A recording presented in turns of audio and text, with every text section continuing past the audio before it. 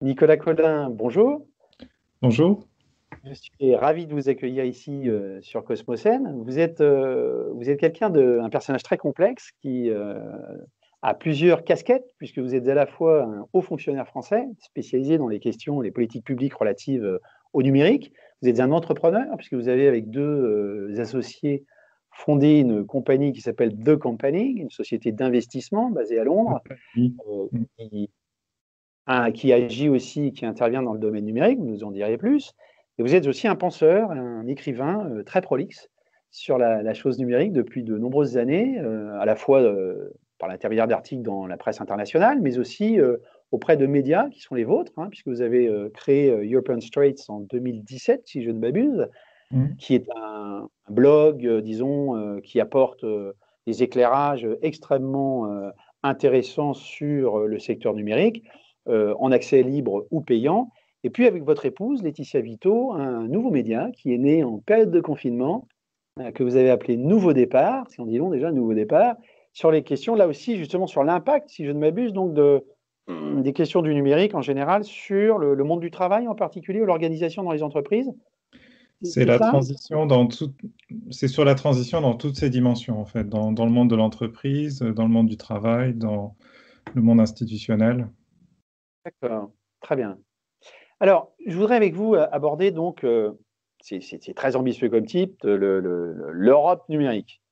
C'est-à-dire profiter de votre savoir, de votre compétence pour nous apporter un éclairage sur ce secteur qu'on ne connaît pas très bien, il faut le dire, mais qui occupe de plus en plus d'espace, et essayer de comprendre comment les choses se passent au niveau européen, quel est le jugement et l'analyse qui est la vôtre, et ce qu'on pourrait faire, les orientations qui sont à prendre. Alors, partons du début et du contexte actuel. On est dans un contexte très particulier, qui est celui de cette épidémie, qui a un impact que tout le monde constate, et je pense qu'on n'en est qu'au début, impact social et économique extrêmement lourd. Mario Draghi, dans un discours très récent à Rimini, sur lequel je reviendrai d'ailleurs, expliquait qu'on est dans une situation qui n'a jamais été aussi grave depuis la fin de la Seconde Guerre mondiale. Donc c'est vraiment quelque chose de tout à fait colossal. Et tout le monde prend aussi la mesure de l'importance de ce secteur numérique, au-delà évidemment du domaine qu'est le vôtre, des investisseurs, etc., en tant simplement qu'usager, en tant que parent, en voyant ses enfants travailler depuis chez soi, etc. Et donc, on peut difficilement ne pas se dire, il y a nécessairement, ou en tout cas on le pense, il va y avoir un impact, très Mm. certainement, sur ce secteur numérique, ou bien parce que ça va révéler son importance, ou bien peut-être parce que ça va accélérer encore son importance et son poids dans le domaine économique. Alors, quelle est votre analyse? Qu'est-ce que vous en pensez? Alors, moi, je pense que la pandémie, elle a trois effets, trois, trois, trois conséquences pour le monde du numérique. La première, c'est que euh, elle provoque une sorte d'accélération de la transition qui est à l'œuvre depuis longtemps. La transition, c'est en gros l'effacement progressif des entreprises traditionnelles qui ont prospéré dans le paradigme de l'économie fordiste au XXe siècle et le remplacement de ces entreprises traditionnelles par des entreprises qui sont de plus en plus numériques. Et on voit que de façon propre à chaque secteur, à chaque dimension de l'économie, la pandémie a provoqué un choc qui ralentit et affaiblit encore plus vite les entreprises traditionnelles et au contraire contribue à accélérer le développement d'un certain nombre d'entreprises numériques. C'est quelque chose qu'on voit de façon particulièrement frappante dans l'évolution du marché boursier américain, en fait, donc le marché boursier s'est envolé d'une manière générale, mais si on y regarde d'un peu plus près, il est tout particulièrement tiré par les grandes entreprises numériques parce que la pandémie, pour elles, c'est plus de vent dans les voiles, elles avancent plus vite, elles se développent à toute vitesse, elles font la preuve de plus en plus évidente de leur modèle. Et c'est une opportunité qu'elles apprennent à saisir parce qu'elles en ont les moyens, en fait. Elles ont tout le capital, les talents, les capacités de leadership pour faire ça. Donc, première conséquence, c'est que ça accélère cette transition, cette relève des entreprises traditionnelles par des entreprises plus numériques, et ça dans tous les secteurs, d'une manière ou d'une autre. La deuxième conséquence, je pense, c'est que ça accélère une autre tendance qui est à l'œuvre depuis quelque temps, que j'appelle moi la grande fragmentation, c'est-à-dire le fait que les pays s'éloignent de plus en plus les uns des autres et ont de plus en plus de mal à interagir à l'échelle internationale. Et la pandémie, elle a accéléré ça de plein de manières. En fait, une manière, c'est que tout simplement, les voyages ont été mis sur pause, les gens se déplacent beaucoup moins, donc contribue ça contribue au fait que chaque pays se referme un peu sur lui-même, même si évidemment on interagit à distance comme on le fait aujourd'hui. Mais ça concerne une petite minorité.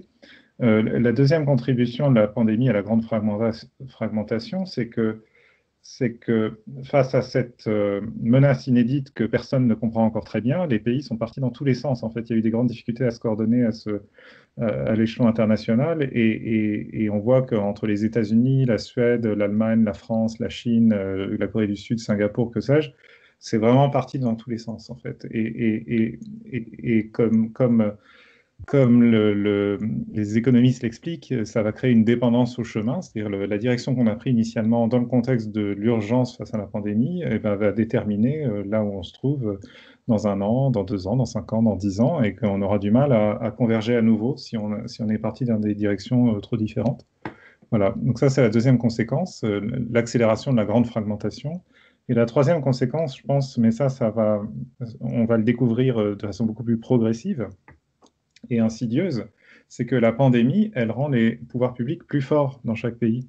Quand on est dans un contexte de crise aussi violente et aussi incompréhensible, tout le monde se tourne vers l'État, les pouvoirs publics, le gouvernement, le président, les ministres, que sais-je. Ça dépend des pays. Et puis, alors il y en a qui ne sont pas à la hauteur des attentes, comme c'est le cas aux États-Unis, mais il y en a d'autres qui n'ont aucun scrupule à s'emparer des leviers potentiellement très puissants qui sont à leur disposition. Et je pense que cette puissance recouvrée des pouvoirs publics par rapport à ce qui a été la norme dans les 2-3 décennies précédentes, en gros, les pouvoirs publics sont emparés de ces leviers et ils ne vont pas les lâcher, en fait. Et ils vont se servir de cette puissance recouvrée pour prendre des décisions, des mesures de régulation de certains secteurs, de mise en place de nouvelles institutions, de réallocation du capital à l'échelle de l'ensemble de l'économie. Et ça va avoir un impact sur l'économie numérique. En gros, l'économie numérique, elle se comporte d'une façon différente selon qu'on est en présence de pouvoirs publics effacés et faibles ou de pouvoirs publics plus forts, comme c'est le cas après la pandémie. Voilà. Ouais, c'est intéressant, ça permet justement de passer la deuxième question sur le rôle de l'État. Donc, à vous entendre, le rôle de l'État, justement, a été d'une certaine façon confirmé, amplifié par l'intermédiaire de cette crise, alors que le sentiment qu'on a, et vous direz si vous le partagez, et si toutefois il est fondé, c'est que l'État en Europe, que ce soit dans les États membres et même que ce soit au niveau européen, n'a pas peut-être assumé à la hauteur de ce qu'il aurait dû faire, ses responsabilités vis-à-vis de cette révolution numérique. Alors, on pense évidemment à la question de la régulation, on pense aux GAFA, etc. Mais on pense aussi à la question de la stimulation, véritablement, la capacité que l'État a à encourager l'innovation dans un domaine qui est tout à fait stratégique. Et on regarde les startups, on a l'impression qu'elles ont un peu de mal, à aller au-delà des frontières aussi. On regarde les fameuses licornes, hein, ces entreprises qui sont capitalisées à hauteur de plus d'1 milliard de dollars, et on les voit, on en connaît évidemment l'existence et on en voit les effets pour ceux qui regardent les américaines, mais on voit de plus en plus de chinoises suivre ce chemin, à la fois en termes de quantité, mais aussi de qualité. Et on se dit, bah alors en Europe, c'est pas vraiment la même chose. Alors, une difficulté en termes d'investissement, en termes de quoi, en termes de normes, que sais-je, qu'en pensez-vous? Est-ce qu'il y a un retard d'ailleurs, et est-ce qu'il y a des difficultés intrinsèques propres à l'Europe sur cette question-là? Peut-être pour planter un peu le décor et bien cadrer ma réponse, d'abord il faut rappeler que les choses avancent, qu'on le veuille ou non, en fait, et que ce cycle de la révolution numérique, qui est un cycle de développement très long, hein, qui démarre dans les années 70 avec l'invention du microprocesseur, qui s'accélère dans les années 90 avec le déploiement d'Internet, qui s'accélère encore plus depuis 2008 avec l'abondance de capital auquel ont accès les entreprises numériques.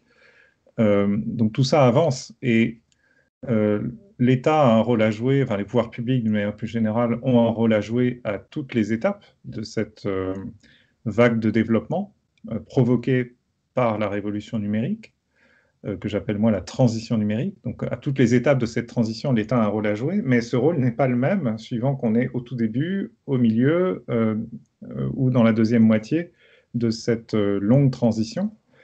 Et le problème de l'Europe, c'est que on n'a jamais su vraiment sur quel pied danser, on n'a jamais trouvé le bon équilibre, la bonne manière d'intervenir. Et ça s'explique par plein de raisons. Mais en gros, voilà, la première question à se poser, si on se dit il faut que l'État fasse plus pour développer l'économie numérique à l'échelle d'un pays, d'un continent, la première question à se poser, c'est où en sommes-nous dans le cycle? Qu'est-ce qui est important aujourd'hui? Quels sont les leviers d'action que l'État dont l'État peut s'emparer pour faire la différence, accélérer le développement de l'économie numérique locale? Voilà. Et les réponses qu'on apportera vont être très différentes selon qu'on est en 2020, en 2009, en 2001, en 1994 ou dans les années 80. Et Voilà. différente d'un État à un autre aussi, Nicolas. Et C'est-à-dire voilà, qu'évidemment, différent d'un État l'Estonie, à un autre. Ça, c'est voilà. c'est l'autre c'est l'autre élément de réponse, c'est que chaque État réagit au contexte de cette révolution avec ses réflexes, avec des réflexes qui sont ceux d'une communauté nationale, empreinte d'une certaine culture et engoncés, si je peux me permettre ce terme, par un certain cadre institutionnel. Autrement dit, on ne peut pas tout faire. On n'est jamais sur une table rase. Et on a une énorme dépendance à tout ce qui s'est passé avant et à la façon, au rapport à l'État, à la culture nationale, etc. Et donc, disons, il y a un point commun à tous les pays européens, c'est que nous sommes habitués au fait d'être parmi les nations les plus développées du monde. Et donc, on a un peu tendance à se reposer sur nos lauriers. C'est-à-dire, on se dit, bon, bah, ça fait longtemps qu'on jouit d'un niveau de développement économique très élevé. Donc, il n'y a pas de raison que dans cette transition qui se passe en ce moment, c'est la transition numérique, il n'y a pas de raison qu'on perde ce statut de région parmi les plus développées du monde. Et la réalité, si on se retourne sur l'histoire, c'est que il n'y a aucune raison qu'on garde ce statut-là, en fait. Il se peut très bien qu'on rate une marche, qu'on prenne la mauvaise sortie et qu'on se déclasse à toute vitesse du point de vue du développement économique. Voilà. Et donc, moi, je pense qu'il y a une sorte de paresse ou de mollesse ou d'inconscience face à l'importance des enjeux qui est liée au fait que tout va bien en Europe, on est très développé, on a un niveau de vie supérieur à la plupart des autres régions du monde, et donc on a l'impression que de même qu'on a fait grandir des champions industriels dans l'économie fordiste du XXe siècle, on va faire grandir des champions industriels dans l'économie numérique du XXIe siècle. Voilà. Donc ça, c'est un point commun à tous les pays européens. Après, chaque pays a ses différences. Chaque pays a un rapport différent à l'État, chaque pays a une spécialisation économique, chaque pays a un cadre institutionnel qui lui est propre. Et là, on peut s'interroger un peu sur est-ce que le contexte français est plus favorable par rapport au contexte allemand à faire grandir des entreprises numériques locales qui ont une capacité à devenir des leaders à l'échelle globale. La réalité, alors moi j'ai un avis sur la question, hein, on peut discuter, rentrer dans les détails de quel est le palmarès des pays qui réussissent plus ou moins bien en Europe sur ce plan-là, mais la réalité c'est que l'Europe les petites différences d'un pays à l'autre ont beaucoup moins d'importance que le fait que l'Europe, d'une manière générale, est en retard parce qu'on s'est habitué, on s'est installé trop confortablement dans notre statut de région développée et que donc on n'est pas capable de faire ce qu'il faudrait faire pour rattraper notre retard dans l'économie numérique. Disons, on a raté à l'allumage, donc on a pris du retard dès le début par rapport aux États-Unis. Maintenant qu'on est en retard, le seul état d'esprit qui pourrait nous permettre, à nous, pays européens, de refaire notre retard, c'est de basculer dans un état d'esprit de pays en voie de développement. C'est-à-dire de considérer que le développement économique de la nation ou du continent est un impératif stratégique qui ne souffre aucun retard ni aucune résistance. Et ça, c'est un état d'esprit, en fait. C'est un état d'esprit qui a longtemps distingué les pays d'Asie du Sud-Est des pays occidentaux. Et ça permet de faire des choses qu'on ne peut pas faire si on se considère comme un pays développé. Et donc là, l'Europe, elle est dans un grand malentendu. En fait, elle considère qu'elle est développée parce que nous sommes trompés par notre niveau de vie, en fait, qui reflète plus la rente qu'on a acquise dans l'économie du passé que la prospérité qu'on nourrit dans l'économie d'aujourd'hui. Et donc cette rente nous aveugle et nous fait croire que tout va bien, alors qu'on a déjà accumulé un retard considérable et que la seule manière de rattraper ce retard, ce serait de nous faire violence et d'admettre que nous sommes en réalité un pays en voie de développement dans l'économie numérique et que pour rattraper notre retard de développement, il faut mettre en place une politique industrielle faite de réallocation de la main-d'œuvre dans l'économie, de soutien aux champions nationaux, mais de soutien adapté à leur modèle et à leur façon de se développer, et puis de répression financière de façon à ce que les capitaux soient investis dans le développement, dans le rattrapage industriel, plus que dans l'immobilier ou que sais-je. Très bien. Alors, c'est très, très intéressant. Cette image de pays sous-développés est très intéressante. On voit on aurait donc en Europe un comportement de rentier, en quelque sorte. Je voudrais comprendre, et vous allez pouvoir y répondre avec cette nouvelle question, c'est si cet état d'esprit assez déplorable que vous soulignez, il occupe le crâne plutôt des politiques ou s'il occupe le crâne de tout le monde, y compris des entrepreneurs. Mais vous me direz ce qu'il en est parce que je voudrais qu'on se concentre désormais justement sur les solutions. Et on va partir de ce qui est fait. Alors au niveau européen, il y a des initiatives européennes incontestablement nombreuses relatives au secteur numérique. On a des commissaires d'ailleurs qui s'occupent quasiment exclusivement de ce sujet. À la fois sur les questions d'adaptation, par exemple, de la gig economy, donc l'économie, on est payé à la tâche, hein, si on veut faire très rapidement, mais aussi en termes de plan d'investissement, d'abord et avant tout, parce que l'Europe fait quand même, c'est pour l'essentiel, c'est ce qu'elle sait faire, c'est-à-dire qu'en fait, elle essaye de cibler, elle essaye d'orienter les investissements, et il y a eu notamment un grand plan d'investissement stratégique qu'on a appelé le plan Juncker, et on parle tout de suite de plans de centaines de milliards, hein, qui en fait produisent des effets de levier pour essayer d'orienter les investissements dans certains secteurs, dans le secteur numérique. La nouvelle commission d'Ursula von der Leyen a fait à 6 priorités, une de ses 6 priorités, c'est réaliser une Europe adaptée à l'ère du numérique. Donc on se dit que là, on a peut-être la volonté d'arriver à développer les fameuses Startup Nations, pour reprendre un terme qui fait beaucoup sourire en France, mais qui en réalité, si j'ai bien compris, vient plutôt d'Israël d'ailleurs.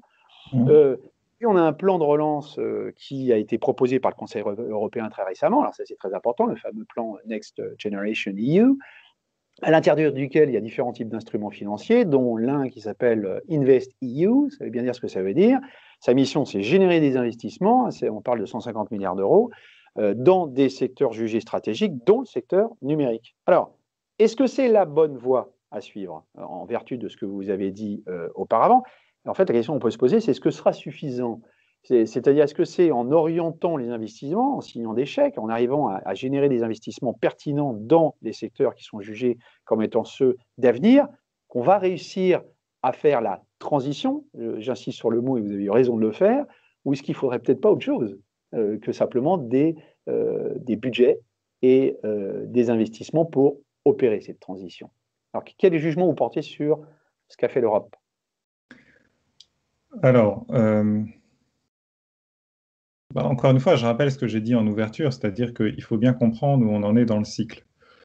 La transition, l'une des manifestations de la transition, c'est que le nouveau paradigme, c'est-à-dire ce qui est à la fois une nouvelle manière de produire, une nouvelle manière de consommer, une nouvelle manière de travailler, il émerge dans des secteurs qui sont les plus accueillants pour ce nouveau paradigme au tout début, et ensuite il se dissémine de façon un peu adaptée au contexte de chaque secteur dans l'ensemble de l'économie.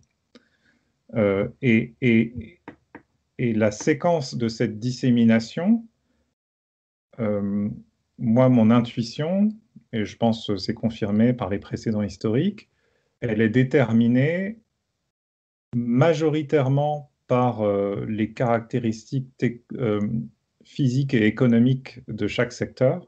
C'est-à-dire il y a des secteurs qui se prêtent mieux à la transition numérique que d'autres, compte tenu des actifs sous-jacents, compte tenu... Et puis, à la marge, il y a une influence potentielle des institutions, c'est-à-dire que les pouvoirs publics en particulier ont une marge de manœuvre pour accélérer les choses, accélérer la dissémination ou mettre un secteur en haut de la pile, en fait. Décider que le numérique va se diffuser plus vite dans un secteur donné, pourvu précisément on mette en place le cadre institutionnel qui convient, qui soit plus accueillant. Voilà, donc là...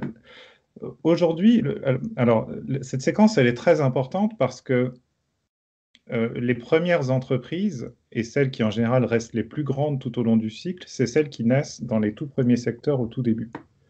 parce que c'est les secteurs où le nouveau paradigme est le plus facile à adopter et des secteurs et comme on est encore sur une terre vierge, que personne n'y comprend rien, c'est les premiers qui démarrent et les premiers qui réussissent, en fait, ont toute la place pour eux et ils peuvent grandir très vite. Voilà. Et c'est pour ça que dans l'économie fordiste, les plus grandes entreprises, à la fois en termes de nombre de salariés, de valeur ajoutée, de visibilité dans la société tout entière, c'était les constructeurs automobiles. Parce que c'est dans l'industrie automobile qu'est né le paradigme de l'économie fordiste, même si ces principes se sont disséminés dans l'ensemble de l'économie après. Voilà. Alors, dans quel secteur est née l'économie numérique? Il est né dans des secteurs qui sont essentiellement intangibles et peu réglementés, à commencer par les contenus et la publicité. Et c'est pour ça que les premières entreprises à avoir grandi dans l'économie numérique, c'est des entreprises dont le cœur de métier, c'est des contenus et dont le modèle d'affaires est essentiellement de nature publicitaire. Et aujourd'hui, on a deux géants, hein, voilà, l'un qui est né dans les années 90, qui est Google, un autre qui est arrivé un peu plus tard, qui est Facebook. Mais, euh, mais voilà. La même chose s'est passée en Chine, hein. La première grande entreprise numérique en Chine, c'était Tencent, qui, qui est une entreprise qui est née dans l'univers des contenus et des jeux en ligne, voilà, qui était complètement vierge et très facile à pénétrer pour un entrepreneur très ambitieux comme Ponima. Voilà. Maintenant, le numérique, il est dans des secteurs qui sont à la fois plus tangibles et plus réglementés. Plus tangibles parce qu'il faut immobiliser des actifs tangibles et donc il y a une relocalisation de l'économie numérique. On n'est plus dans les nuages capable d'opérer à l'échelle globale un modèle qui va être le même pour tout le monde. Il faut s'instancier sur le terrain, au niveau local, à travers des actifs tangibles, soit qu'on immobilise soi-même, soit qui sont immobilisés par l'intermédiaire de sous-traitants, de franchisés, de partenaires, que sais-je. Exemple, Uber et les chauffeurs qui achètent leur voiture. Et il y a des voitures, donc voilà. Après, le choix d'Uber de ne pas les inscrire à son bilan et de laisser les chauffeurs faire cet investissement, c'est un choix de modèle d'affaires, mais ça n'enlève rien au fait que la mobilité est un secteur tangible. Donc, plus tangible et plus réglementé, parce que dès qu'il y a de la réglementation, en fait, cette réglementation, elle va avoir tendance à différer d'un pays à l'autre. Et donc, il va y avoir des frictions transfrontières qui compliquent le déploiement d'un modèle à l'échelle internationale, à l'échelle globale. Voilà, donc là, c'est là qu'on rentre. Le problème, c'est que pour faire grandir des entreprises numériques dans des secteurs qui sont plus tangibles et plus réglementés, il faut énormément de capital, il faut énormément de talent, il faut énormément de savoir-faire, il faut une ambition absolument démesurée. Et l'expérience montre, ça c'est une grande leçon de l'histoire industrielle au fil des différentes révolutions technologiques, l'expérience montre que il faut procéder de façon séquentielle, il faut d'abord faire grandir les entreprises dans les secteurs qui se prêtent le mieux au paradigme du moment. Et ensuite, ces entreprises vont immobiliser du capital, nourrir des talents, euh, euh, éduquer l'ensemble de la société au nouveau paradigme, ce qui va permettre de faire grandir des entreprises dans des secteurs plus difficiles. Voilà. Et donc cette séquence, elle est très déterministe. Donc on le voit en Chine, hein. En Chine, maintenant, en Chine, il y a les entreprises les plus impressionnantes du monde dans les services financiers, par exemple, qui sont un secteur extrêmement réglementé. Mais la raison pour laquelle ils ont réussi à faire grandir des entreprises dans les services financiers, c'est qu'ils ont commencé par les contenus avec Tencent et la vente en ligne avec Alibaba. Donc il y a une première génération d'entreprises qui s'est lancée dans les secteurs faciles, qui a atteint une taille critique et qui a fait grandir autour d'elle un écosystème d'entrepreneurs qui se sont attaqués à des secteurs plus difficiles. Et aux États-Unis, pareil, première génération, c'est Amazon, Google. Deuxième génération, Uber, Airbnb, voilà. Et maintenant, on rentre dans la santé, dans l'éducation, dans l'immobilier, dans que sais-je, avec beaucoup d'échecs, quelques succès, voilà. Mais en tout cas, c'est difficile. Mais c'est difficile, mais c'est possible parce que c'est comme l'histoire des nains qui montent sur les épaules des géants. C'est-à-dire, il y a des géants qui sont là, et les entrepreneurs de nouvelle génération se jugent sur les épaules de ces géants pour faire grandir à nouveau une nouvelle génération d'entreprises. Gros problème en Europe, on n'a pas la première génération d'entreprises. On a complètement raté le coche de faire de faire grandir des entreprises numériques dans les années 90. Donc, on n'a pas l'équivalent des Tencent en Chine ou des Google aux États-Unis. Et donc, ça ne veut pas dire que c'est impossible pour nous maintenant de faire grandir une génération d'entreprises dans les secteurs plus difficiles où les places sont encore à prendre. Mais ça veut dire qu'on ne peut pas procéder de la même manière que ça s'est passé aux États-Unis. Il faut compenser l'absence d'un Google ou l'absence d'un Tencent par un surinvestissement dans un écosystème qui va être un écosystème de substitution à cette première génération qui n'existe pas. Alors, il y a plein de manières de faire ça. On peut essayer de tirer parti de la première génération aux États-Unis ou en Chine. Voilà, mais ça va être de plus en plus difficile dans le contexte de la grande fragmentation. C'est-à-dire Google, voilà, des entreprises comme Google, Amazon vont nous paraître de plus en plus lointaines parce qu'elles sont aux États-Unis et que le fossé se creuse entre l'Europe et les États-Unis. Et donc, ce sera de plus en plus difficile pour les entrepreneurs européens d'apprendre et d'aller se jucher sur les épaules des géants américains. En Chine, j'en parle même pas, c'est encore plus lointain et encore plus méconnu. Il n'y a pas vraiment de synergie d'écosystème entre la Chine et l'Europe. Il y a un peu de synergie entre l'Europe et les États-Unis, mais de moins en moins. Et donc, voilà, donc c'est à nous, Européens, de découvrir notre propre chemin. Mais il faut partir de cette analyse, quoi, de bien comprendre la séquence, de bien comprendre là où on a raté le coche dans cette séquence, et donc ce qu'on doit faire pour compenser le retard qu'on a pris en ne faisant pas grandir cette première génération d'entreprises numériques. Et donc je pense, moi, que les pouvoirs publics, ils peuvent toujours investir, déployer du capital, stimuler l'investissement privé, etc. Il faut savoir que dans l'histoire, tous les précédents de gouvernements qui ont essayé d'allouer du capital, ça ne s'est jamais bien emmanché sur les besoins réels des écosystèmes entrepreneuriaux. Hein. Au mieux, ça se passe de la façon suivante, c'est-à-dire qu'il y a des petits malins dans l'écosystème qui disent, bon, bah, il y a de l'argent à prendre, je vais manœuvrer pour capter cet argent, puis ensuite je vais me libérer des contraintes qui sont la contrepartie d'avoir cet argent pour pouvoir faire les choses comme elles doivent être faites. Voilà. Et les pouvoirs publics n'ont jamais la capacité d'apporter de l'argent exactement comme il doit être apporté. En général, ça s'accompagne de trop de contraintes bureaucratiques, procédurales. Voilà. Et donc, au mieux, ça permet à une première génération de s'échauffer, d'apprendre un peu sur le tas. Voilà. Et ensuite, on coupe les ponts en général. C'est ça qui s'est passé dans le capital risque aux États-Unis. Hein. Les premiers capitaux risqueurs dans les années 60, ils ont fait leur premier pas grâce à l'argent apporté par le gouvernement américain dans le contexte de la guerre froide. Puis ensuite, ils ont dit plus jamais on va prendre d'argent public, c'est trop compliqué. Mais au moins, ils avaient appris le métier. Et ensuite, ils ont pu aller voir des investisseurs privés pour leur dire maintenant qu'on a appris le métier avec cet argent dont on ne veut plus, parce que c'est un cauchemar, faisons la même chose avec votre argent à vous, dans un contexte où on va être plus libre de nos mouvements et on va pouvoir faire les choses telles qu'elles doivent être faites. Voilà, donc j'attends pas grand-chose du fait que l'Europe alloue beaucoup d'argent, sinon que peut-être des petits malins dans les écosystèmes locaux vont pouvoir s'emparer de cet argent directement ou indirectement, s'en servir pour faire leur premier pas, apprendre ce qu'il faut apprendre et ensuite s'affranchir de cette dépendance à l'argent public pour commencer à faire les choses sérieuses. Il y a un autre pan, à mon avis, qui est très important dans la politique industrielle, c'est parce que, évidemment, si vous tendez le micro aux entrepreneurs, ils vont dire on veut plus d'argent. Et c'est quelque chose qui est fallacieux parce que le rapport des entrepreneurs à l'argent, c'est comme le rapport d'un drogué qui prend de la cocaïne, en fait. Il a une addiction. Et donc, quand vous lui demandez de quoi tu as besoin, il va dire plus de cocaïne. Alors qu'en réalité, peut-être ce qu'il a besoin, c'est plus d'amour, un foyer, une maison plus confortable, un emploi de qualité, voilà, qui va permettre justement de s'extraire de cette addiction, de s'épanouir, de grandir, d'apprendre des nouvelles choses, d'aller de l'avant, etc. Voilà. Mais ça, quelqu'un qui est addict est moins bien placé pour l'expliquer. Donc, ce n'est pas en interrogeant les entrepreneurs qu'on comprend les vrais besoins. On comprend les vrais besoins en interrogeant ceux qui ont une vue systémique, une approche systémique de tout ça, qui sont en général plutôt les investisseurs en capital risque, parce qu'eux, ils voient tout un portefeuille, ils voient des marchés entiers, ils voient bien les verrous, les problèmes, les obstacles.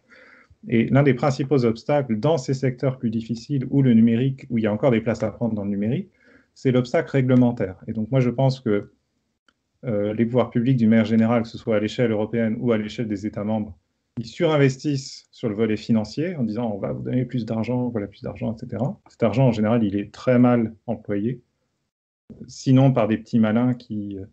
Mais moi, je n'ai pas vu beaucoup d'exemples en Europe. Et donc, mais il y a un autre levier qui est sous-exploité, qui est le levier réglementaire. C'est-à-dire que les pouvoirs publics ont la capacité de dire, bon, bah, vu que le numérique arrive dans tel secteur, on va profondément remanier la réglementation de ce secteur de façon à permettre l'épanouissement de modèles d'affaires plus numériques. Et ça crée un appel d'air pour des entrepreneurs qui, parce que le contexte réglementaire est favorable, vont avoir moins de mal à aller lever de l'argent auprès d'investisseurs privés et de faire grandir leurs entreprises. Voilà. Mais ça, c'est difficile parce que changer la réglementation d'un secteur, ça exige d'aller contre les intérêts de corporations solidement établies et qui sont des farouches défenseurs du statu quo dans chaque secteur. C'est pour ça que le contexte de la pandémie était un contexte très favorable sur le papier pour permettre de casser ces verrous réglementaires, de briser les contraintes. Mais la réalité, moi, ce que je vois, c'est qu'il y a très peu d'États membres qui ont compris ça et qui mettent en place cet effet cliquet, c'est-à-dire qui profitent de la pandémie pour faire sauter des verrous et qui expliquent et qui garantissent qu'on ne les remettra pas en place. Je donne un exemple. L'un des principaux freins à la liquidité sur le marché immobilier en France, c'est le fait que toute transaction immobilière fait l'objet d'un acte notarié qui ne peut être signé qu'en personne à l'étude notariale. OK ? Alors évidemment, dans le contexte de pandémie, le gouvernement a été voir les notaires, leur a dit, bon, bah, on va peut-être faire une exception pendant cette période et pas obliger les gens qui ont une maison à vendre ou à acheter à se déplacer dans l'étude où ils pourraient contracter la maladie. On va mettre en place la signature électronique pour les actes notariés, ce qui était inédit parce que les notaires sont farouchement opposés à ça parce qu'ils ont l'impression que ça va les marginaliser dans le secteur, que ça va déshabituer les gens à passer systématiquement chez le notaire quand ils veulent faire des transactions immobilières. Donc les notaires ont dit OK, vu le contexte exceptionnel, mais moi récemment j'ai interviewé sur Nouveau Départ un ami à moi qui s'appelle Robin Rivaton, qui connaît très bien le secteur immobilier, qui me disait il y a cet effet-là. Mais je dis donc évidemment la signature électronique va être pérennisée, c'est fini de se rendre à l'étude. Il dit pas du tout, pas du tout. Le lobby des notaires est déjà à l'œuvre pour faire en sorte que les gens reviennent dans les études notariales une fois que les conditions sanitaires le permettront. Et le gouvernement a d'autres chats à fouetter que de réaliser qu'il faut mettre en place, qu'il faut cranter cette inflexion réglementaire et mettre en place un nouveau cadre qui serait favorable au développement d'une approche plus numérique du marché immobilier. Merci, très intéressant. Ce que vous disiez sur les plans d'investissement, on a vu qu'avec le plan Juncker, il y a eu une difficulté de fait, en fait, à trouver des propositions. Et souvent, du point de vue de la Commission, il y avait comme une déception. Ce que vous disiez, c'est étonnant, parce qu'en fait, on met à disposition un plan d'investissement, et en fait, il n'y a pas nécessairement des projets à la hauteur de ce que propose ce plan. Mais ça s'explique parce que vous avez dit auparavant, à savoir que très souvent, en fait, c'est plus compliqué quasiment de passer par ce biais de financement conditionné. Il y a une chose, avant de passer à la question suivante, que je ne suis pas certain d'avoir compris, c'est que vous avez fait un parallèle avec ce qui se passait de façon historique, dans le cadre notamment en fait, des révolutions industrielles. On a le sentiment que le secteur numérique aurait une particularité par rapport à ce qui s'est passé avant, dans la séquence que vous avez décrite des étapes là, nécessaires qui permettent, par la mise en place de premières entreprises qui vont se frotter en fait à la réalité et qui vont se constituer en tant que champions et qui vont générer comme des locomotives les petits wagons du train qui suivent. Et la difficulté, vous nous avez dit, c'est que l'Europe, elle n'a pas justement ces locomotives, donc c'est difficile d'accrocher des wagons. Et que si on pense aux révolutions industrielles précédentes, ce n'était pas nécessairement un problème, parce qu'en fait, vous avez des États qui avaient pu rater la première étape. C'était le cas de l'Allemagne par rapport à la France et l'Angleterre dans le cadre de la révolution industrielle, justement à la fin du 18e, début 19e. Et elle est intervenue par la suite, elle les a rattrapés très vite, d'autant qu'elle a fait les investissements à la deuxième étape, alors que les premiers étaient toujours en train de payer les investissements nécessaires dans la première étape et ne pouvaient pas être aussi compétents sur la deuxième. Alors, est-ce qu'il y aurait une spécificité du numérique qui dit non, parce que là, on est dans un même cadre et qu'il faut respecter toutes les étapes nécessairement? Vous comprenez ce que je veux dire? Il y a une spécificité du numérique, mais je ne sais pas si c'est une spécificité du numérique ou une spécificité de la situation de l'économie internationale à la fin du XXe siècle. Mais c'est le fait que voilà, c'est comme si, dès l'apparition des premières chaînes d'assemblage à Détroit dans les années 1900-1910, les Européens s'étaient mis aussitôt à consommer, à acheter des voitures américaines qui auraient été abondantes, pas chères, parfaitement adaptées au contexte local, etc. Euh, du coup, l'incitation, enfin la facilité à faire grandir des constructeurs automobiles locaux aurait été empêchée par cette abondance précoce de voitures américaines, en fait.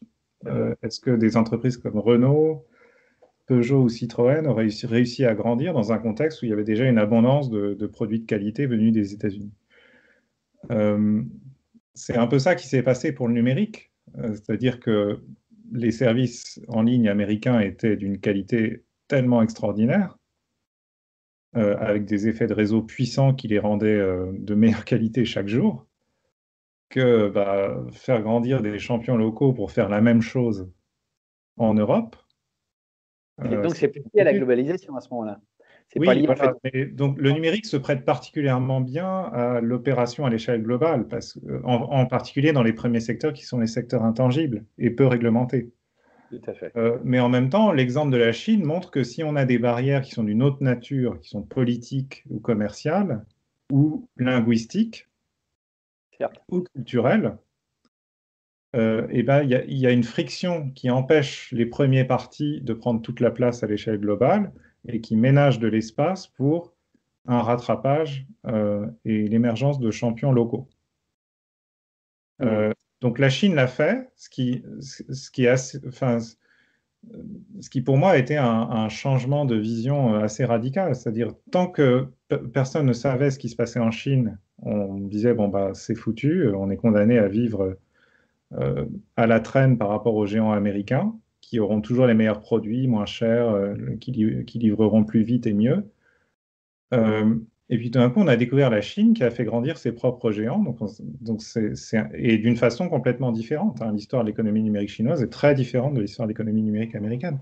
Donc moi, c'était un peu libérateur ce constat, c'est pour ça que je m'intéresse beaucoup à la Chine, c'est que s'il y a deux chemins possibles vers la prospérité et l'excellence dans l'économie numérique, deux chemins aussi différents, ça suggère que, il en existe peut-être une infinité d'autres et que chaque région du monde peut, après un travail d'introspection, mettre à jour l'approche qui lui convient. Euh, En s'appuyant sur un marché d'1,2 milliard de personnes, c'est vrai que ça facilite aussi les choses. Alors, si oui, le mais marché est après, fragmenté, il faut arrêter de dire ça. Évidemment, si on est obnubilé par le précédent américain et le précédent chinois, on se dit la seule manière de faire, c'est d'avoir accès à un marché immense. Mais en même temps, il y a déjà des précédents qui montrent que non, c'est pas la seule manière de faire. Il y a des géants numériques en Corée du Sud, il y a des géants numériques en Asie du Sud-Est désormais. Donc ça montre que non, il y a d'autres chemins. Israël a fait grandir une première génération très impressionnante d'entreprises numériques. Donc ça montre qu'il y a d'autres chemins, mais que euh, voilà, l'une des règles cardinales de la politique industrielle dans le contexte du développement économique, c'est qu'il faut commencer par s'intéresser à ce que font les autres, apprendre à leur contact et ensuite l'adapter à son contexte local. Les Chinois sont très forts pour faire ça, hein. Jiang Zemin, quand il était dirigeant du Parti communiste chinois, avait édicté un mandat qui ordonnait aux Chinois de sortir de Chine et d'aller apprendre auprès du reste du monde.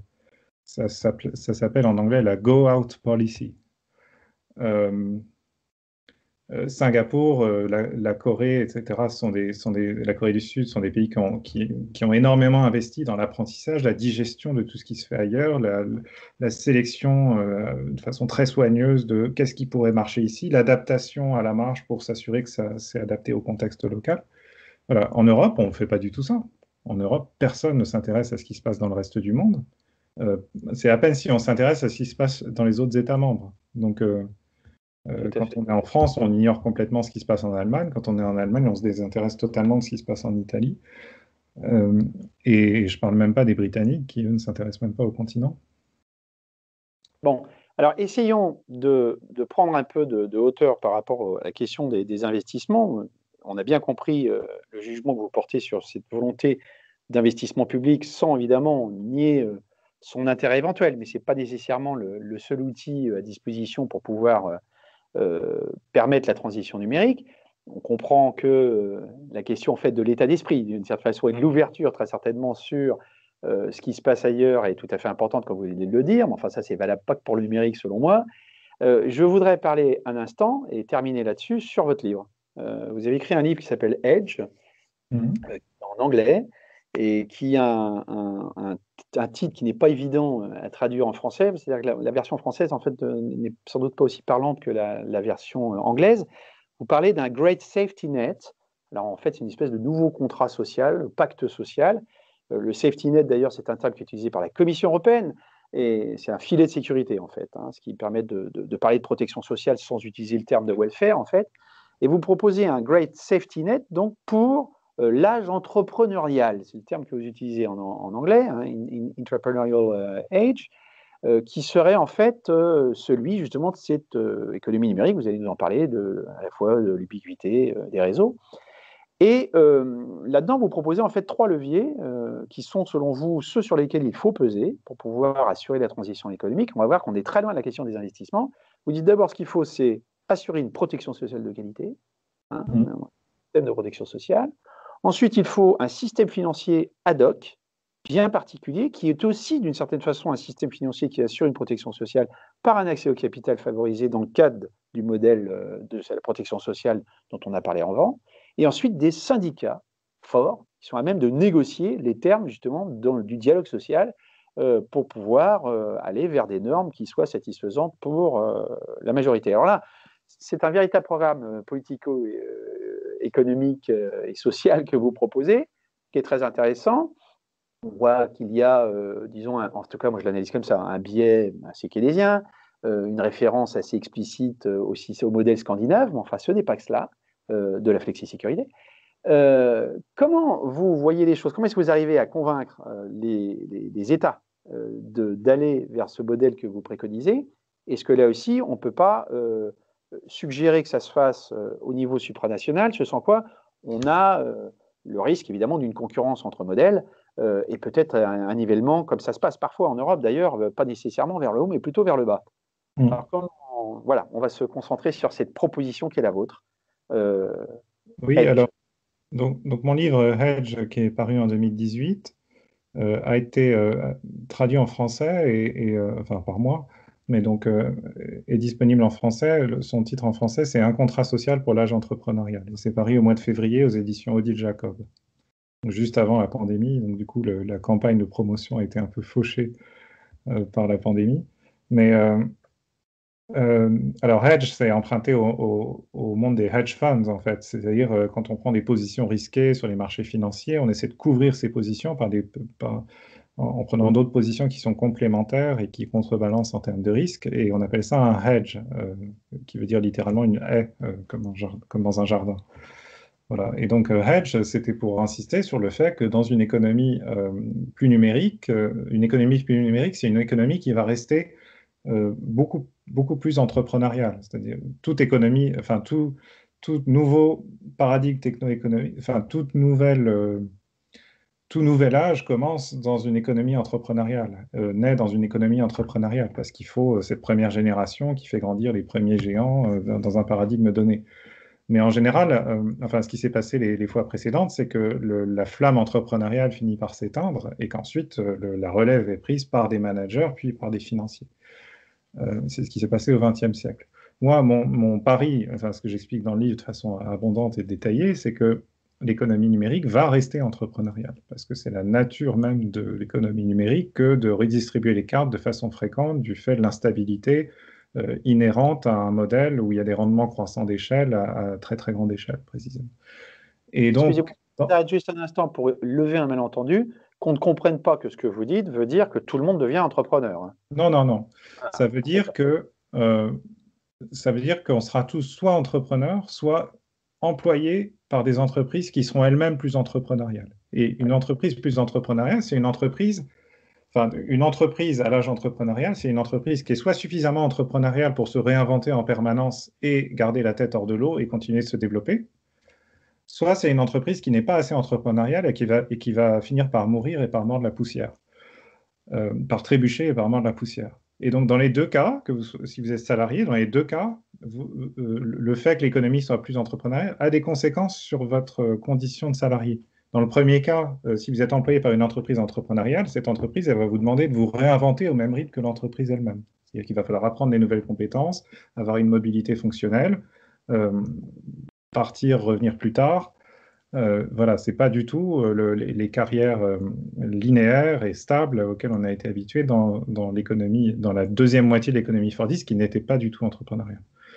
Dans le deuxième cas, c'est encore pire. Si vous êtes salarié d'une entreprise qui n'est pas assez entrepreneuriale pour survivre, alors votre employeur va mordre la poussière et vous perdrez votre emploi et vous serez obligé de vous relancer sur le marché du travail. Donc, il y a une instabilité qui va s'installer au niveau individuel, même pour ceux qui sont salariés.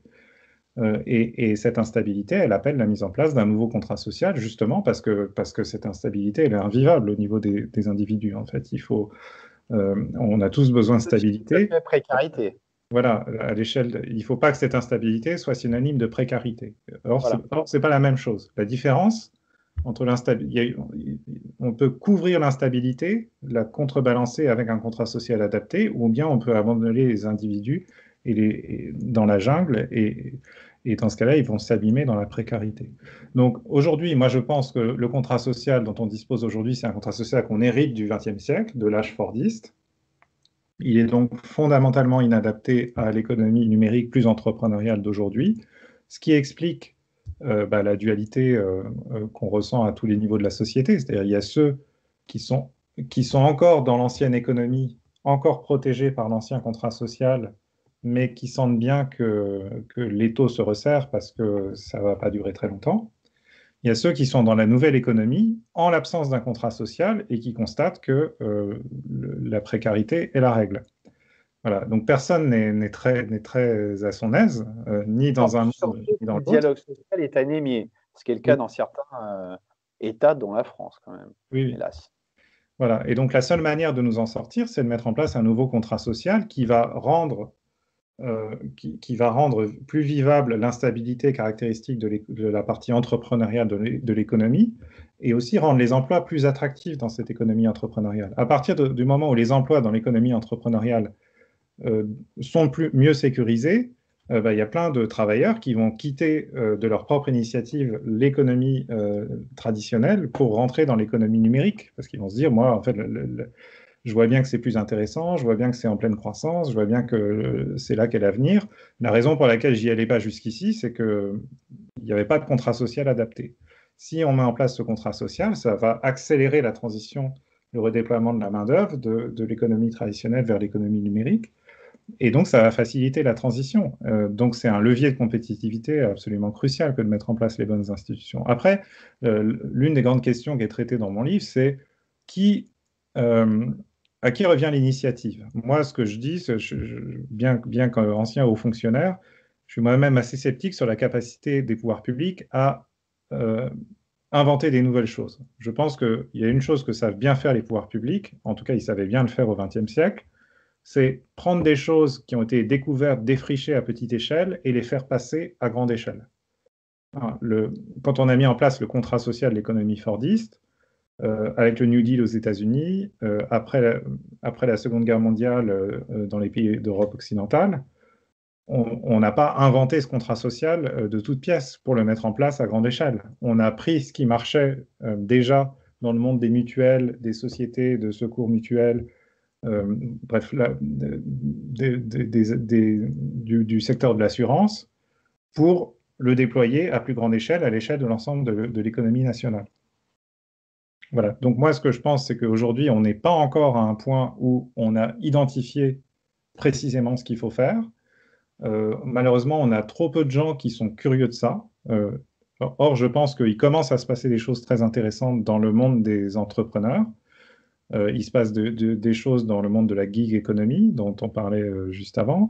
Il se passe des choses dans le monde des services financiers, avec énormément d'innovations dans le secteur des services financiers par des entrepreneurs qui créent des nouveaux produits financiers plus adaptés aux besoins des entreprises et des ménages dans cette économie plus entrepreneuriale. Il se passe des choses dans la façon dont les individus se coalisent, interagissent les uns avec les autres pour défendre des causes, défendre leurs intérêts. Et ça, on le voit dans tous les pays du monde. On le voit en France avec les Gilets jaunes, on le voit en Bélarus ces jours-ci, on l'a vu aux États-Unis, au Royaume-Uni, bref. Ça part un peu dans toutes les directions, mais la preuve est là que maintenant, il y a des outils, des nouvelles approches pour défendre ses intérêts collectivement. Euh, voilà, donc on sait quels sont les risques qu'il faut couvrir. On a déjà des exemples de couverture de ces risques à petite échelle. On sait quels sont les besoins de financement. On a déjà des exemples de réponse à ces besoins de financement à petite échelle. On sait comment les individus peuvent défendre leurs intérêts collectivement. Maintenant, il faut faire rentrer tout ça dans un cadre institutionnel, mais ça demande que les pouvoirs publics s'intéressent à cette innovation qui bouillonne à petite échelle et aient la détermination, la volonté politique pour s'emparer de ça et le déployer à plus grande échelle.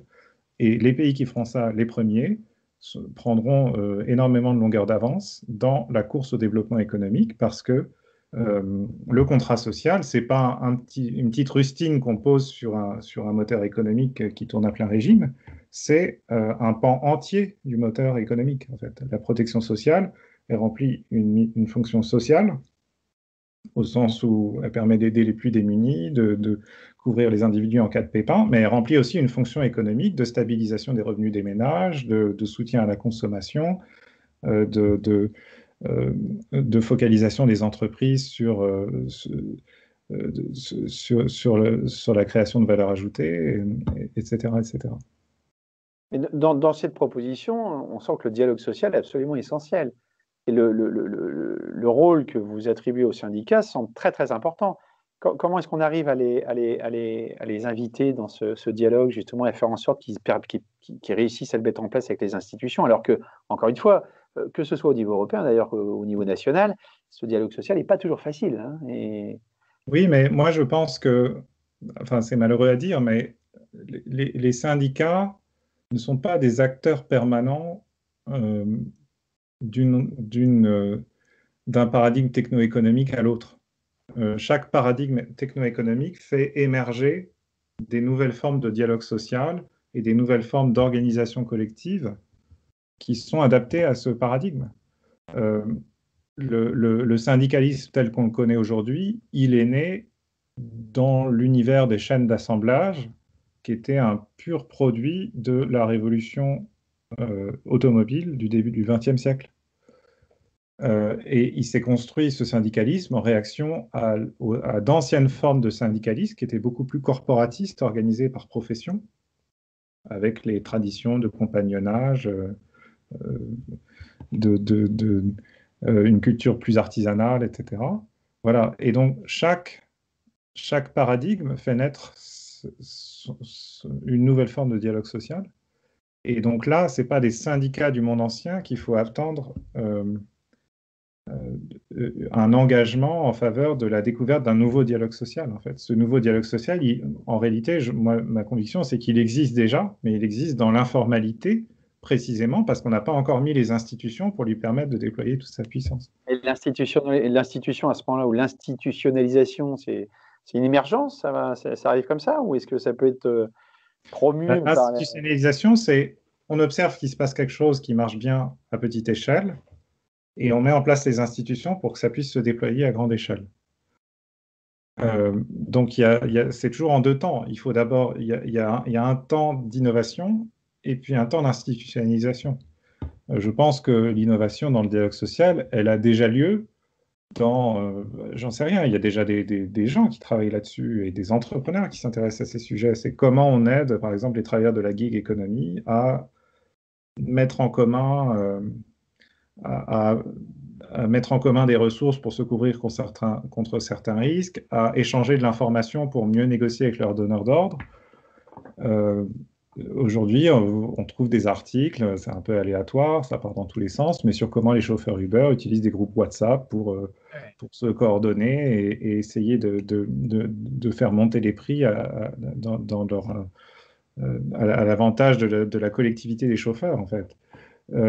Donc, c'est une forme de dialogue social, mais c'est une forme qui ne rentre dans aucun cadre institutionnel, parce que le cadre institutionnel existant pour le dialogue social, il n'a pas prévu l'hypothèse de travailleurs qui sont des travailleurs indépendants. Il n'a pas prévu l'existence d'outils tels que les groupes WhatsApp. Euh, il n'a pas mesuré l'importance de la construction de bases de données et de l'échange d'informations au format numérique. Voilà, on est encore prisonnier d'une institution du dialogue social qui suppose que tout se règle à coup de grand-messes et de négociations paritaires entre les représentants des employeurs et les représentants des salariés, qui en fait, ni d'un côté ni de l'autre, ne représentent... enfin, il y a un problème il y a un manque d'identification de la part des parties prenantes, mais qui reflète le fait que c'est fondamentalement décalé par rapport à l'économie du monde. Aucun entrepreneur dans l'économie numérique ne se reconnaît dans les organisations patronales d'aujourd'hui. De même Donc, qu'aucun travailleur dans l'économie numérique ne se reconnaît dans le monde syndical. je peux faire un parallèle vraiment avec la démocratie, la crise de la représentation, hein, dans ce que vous dites, c'est intéressant. On termine simplement sur cette question. Alors, on a compris que ces institutions sont en train d'émerger. Si tant est qu'elles arrivent à se mettre en place, on aura donc avec un système de protection sociale, encore une fois, très performant, avec le système financier ad hoc et avec les syndicats et un dialogue social de qualité, les éléments de base, en fait, la fondation sur laquelle on peut édifier le reste. Et à ce moment-là, intervient éventuellement la transition écologique ou la réforme des systèmes éducatifs, par exemple. Je m'étonne d'ailleurs qu'elle ne soit pas dans ces premières bases que vous évoquez. Mais pour vous, c'est cela qu'il faut faire pour que le reste advienne, d'une certaine façon. Là aussi, il y a une séquence, quoi. Bah, oui et non. Enfin, c'est ça qu'il faut faire si on veut que l'économie numérique continue de se développer, mais de façon plus soutenable et plus inclusive. Euh, on ne va pas ralentir son développement, mais l'économie numérique, ça peut être aussi la jungle généralisée, des inégalités qui n'en finissent pas de se creuser, de la violence, de la tension, de l'exploitation, des situations de rente. Euh, à l'époque, enfin, dans le paradigme qui précédait l'économie fordiste dominée par l'automobile, c'était le paradigme de la sidérurgie. Et enfin, on a tous lu des choses. Alors, bien sûr, il y avait des luttes syndicales, il y a eu des acquis sociaux de l'époque, mais qui étaient très rudimentaires. Et c'est resté un monde, l'économie à l'époque où le secteur dominant, c'était la sidérurgie, qui imposait une certaine vision de la production, de la consommation, du travail. C'était une économie très dure et très inégalitaire, et très violente politiquement. Et donc, mais le fait qu'on n'ait pas réussi à mettre en place un contrat social parfaitement adapté à rendre cette économie de la sidérurgie plus soutenable et plus inclusive n'a pas ralenti la sidérurgie dans sa croissance. C'est juste que c'est resté invivable pour la majorité des gens. Voilà. Donc l'économie numérique, ça peut être ça. Ça peut être une économie qui va être de plus en plus invivable, mais les riches et les puissants s'en accommoderont très bien. Ou bien ça peut être une économie où on réalise que c'est important qu'elle devienne plus inclusive et plus soutenable. Et là, non seulement ça la rendra plus vivable pour le plus grand nombre, mais en plus, ce sera un levier de compétitivité qui permettra de démultiplier la valeur ajoutée, la valeur qu'on ajoute dans l'économie. Merci. Un mot de la fin? Sur quoi vous voulez terminer comme recommandation que vous feriez dans ce contexte particulier qu'on a évoqué? Qu'est-ce qu'il faudrait faire tout d'abord et immédiatement pour les institutions européennes pour aller dans le sens de ce que vous évoquiez à l'instant? Bah, si on s'adresse aux institutions européennes, il y a deux. Il faut que chacun dans ces institutions regarde son agenda et regarde le temps qu'il passe à s'intéresser, le temps qu'il passe dans différents univers. Voilà. Il y a deux univers qui, à mon avis, sont pas assez présents dans ces agendas et auxquels il faudrait consacrer beaucoup plus de temps et beaucoup plus d'attention. L'un, c'est l'univers des entrepreneurs, parce que c'est en travaillant avec les entrepreneurs, en apprenant à mieux les connaître, en les fréquentant, y compris de façon informelle, casual, qu'on comprend leur monde et qu'on comprend le potentiel extraordinaire qui ne demande qu'à être libéré dans cette économie numérique. Et puis un autre univers qui n'est pas assez fréquenté, c'est tout ce qui se passe à l'extérieur. C'est-à-dire, je pense qu'on a vraiment besoin en Europe l'équivalent d'une go-out policy, la même que Jiang Zemin, et qu'il faut que les Européens commencent même dans le contexte d'un monde qui se fragmente à toute vitesse, il faut qu'on se donne pour impératif d'étudier ce qui se passe ailleurs, d'apprendre au contact des autres et d'en tirer les leçons pour ce qu'il faut faire chez nous. Merci Nicolas Colin. De rien. À bientôt.